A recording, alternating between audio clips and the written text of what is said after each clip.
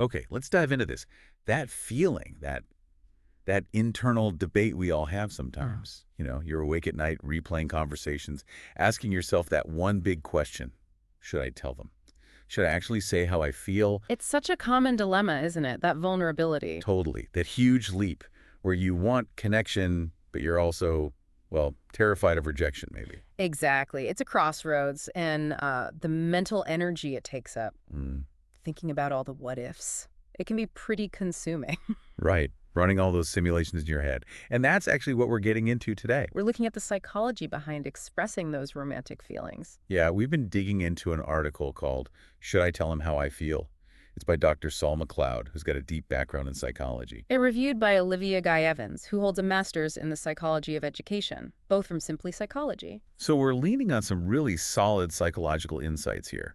Their work gives us a great framework, I think, for understanding the complex stuff that comes up when we think about sharing these really personal feelings. And our goal today, really, is just to give you some clarity, some insights. Yeah. If you're wrestling with this question right now, maybe understanding the psychology behind it can help you make a choice that feels, right and empowering for you. Let's start there then. How much headspace this whole thing takes up. Yeah, that really jumped out at me. Just the sheer mental load of keeping it all bottled up. It's like trying to hold a beach ball underwater, Yeah. it takes constant effort, that constant analysis, interpreting every little thing. Definitely. It's this quiet but relentless drain. The article actually calls it incredibly draining, Mm. constantly trying to read between the lines, building these huge stories in your head. And that leads to a really key point they make. Yeah. Saying it out loud, expressing it, Yeah. it just cuts through the ambiguity. Right. Suddenly it's clearer. And that clarity itself is, well, it's empowering, isn't it? You move from guessing and wondering. To actually knowing something concrete. Exactly. Whatever the answer is, you're dealing with reality now, not just endless what ifs. You get some agency back. Okay, so it frees up mental space, gives you clarity. But there's more to it. Yeah. Something deeper about just being honest, authentic. Yes, definitely. Because holding back, pretending you don't feel something, Yeah. that's tough long term. We tell ourselves we're just being cool, maybe, Yeah. playing it safe. But that suppression, as the article touches on, it can build up. It can lead to resentment, maybe even feeling a bit less like yourself. It chips away at your self-worth over time. Yeah, presenting a kind of filtered version of you. Hmm. The article uses this phrase, taking off the mask and revealing your true self, which, okay, sounds terrifying. It absolutely can be, but they also frame it as an act of courage. A real act of courage, yeah. And courage isn't about guaranteeing a certain outcome. It's more about being true to yourself. Okay. And here's an interesting angle from the authors. Even if being honest means the other person pulls back, that might actually be okay. How so? That sounds like the bad outcome. Well, initially it might sting, sure. But think about it. The article says that only clears the path for someone who will be receptive. Ah, okay. Like making space. Exactly, like weeding a garden. You remove something that wasn't quite right to make room for something that can truly thrive. That makes sense. And it ties into this idea about connection, doesn't it? The article mentions that even if it's not romantic, vulnerability can still build connection. Yes, that's a fascinating point. Sometimes sharing authentically, even if the feelings aren't mutual, can actually create a deeper bond. So it's not just about getting the relationship you hoped for. Right. It can be about the authentic conversation itself. Openness often encourages openness in return. Mm-hmm. And I'll also say something really insightful. Vulnerability acts like a magnet to emotionally available people. Oh, interesting. And the flip side is, if you are open and vulnerable and the response isn't great, Yeah. that tells you something important too. It might signal they aren't emotionally available, at least not to you right now. Which isn't about your worth, as they emphasize. Not at all. It's about their capacity, their journey. And you deserve someone who is emotionally available. Absolutely. Okay, so even if it doesn't work out romantically, there's still value. The article really stresses this point about learning and growth. This is huge. Every interaction, especially vulnerable ones, teaches us something about ourselves. How so? What kind of things?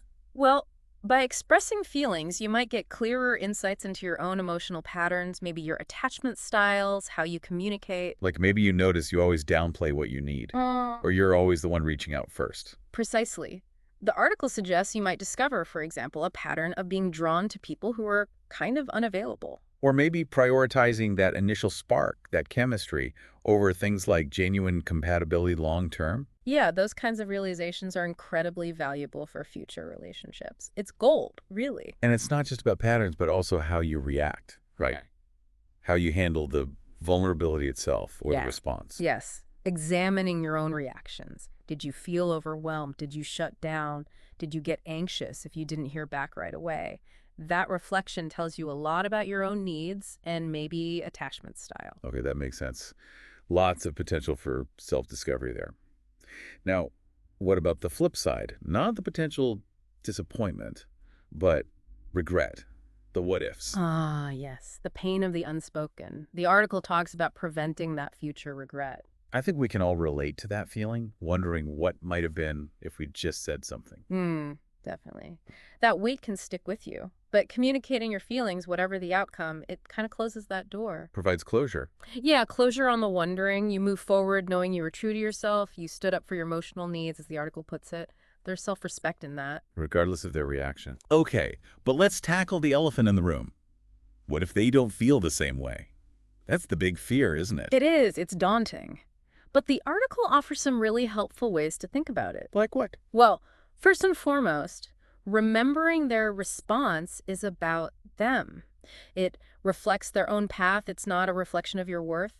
That's crucial. Okay, internalize that first. It's not about me being unworthy. Right. And then try to see it less as failure and more as guidance.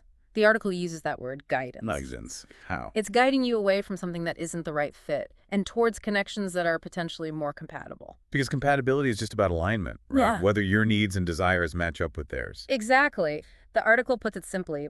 Compatibility simply means two people's needs and desires align or don't. It's about fit, not value. And trying to force it, trying to change their mind or prove you're good enough. Rarely works. And it's exhausting. The advice is clear.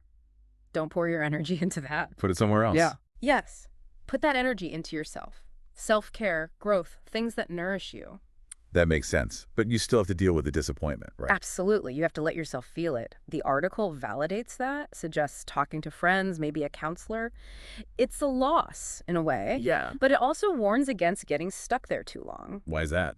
Because if you keep focusing emotionally on someone who hasn't chosen you back, you're basically closed off to finding someone who will. You miss other opportunities. So non-reciprocation is a redirection. That's how the article frames it. Yeah. A redirection towards something more aligned with your authentic self. Okay, so the focus shifts Yeah. away from winning them over. And towards your own growth, your own journey. And focusing on that is what actually creates the space for new, better aligned things to come into your life. You trust the process, even if it's disappointing at first. Precisely.